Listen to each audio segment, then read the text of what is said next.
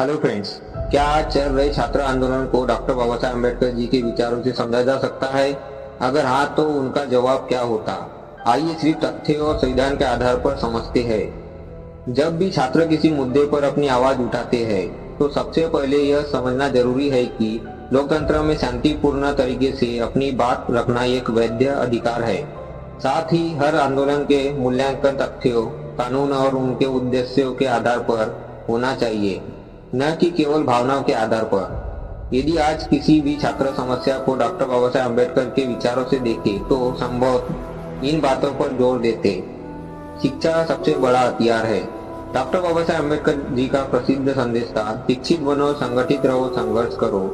इसका अर्थ है कि संघर्ष का आधार ज्ञान, तर्क और जागरूकता होना चाहिए। संविधान के दायरे में समाधान। ये संविधान के निर्माता थे, इसलिए वे मानते थे कि किसी भी समस्या का समाधान कानून और संवैधानिक प्रक्रिया के माध्यम से खोजा जाना चाहिए। संवाद का महत्व। आम्बेडकर जी का मानना था कि मतभेद होना स्वाभाविक है, लेकिन समाधान बातचीत, तर्क और लोकतांत्रिक प्रक्रिया से निकलना चाहिए। समानता और न्याय।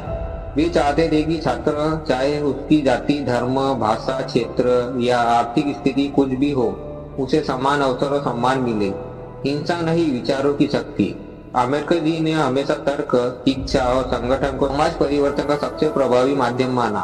उनका विश्वास था कि स्थायी परिवर्तन विचारों और कानून के जरिए आता है। आज यदि कोई छात्र आंदोलन हो रहा है, तो डॉक्टर बाबा साहेब अम्बेडकर जी के विचार हमें यह सिखाते हैं कि अपनी बात दृढ़ता से रखें, लेकिन संविधान शांति, संवाद और तथ्य का रास्ता न छोड़े।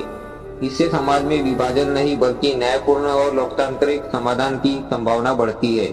यह संदेश किसी पक्ष या विरोध का नहीं, बल्कि लोकतंत्र, संविधान और समानता के मूल्यों का संदेश है।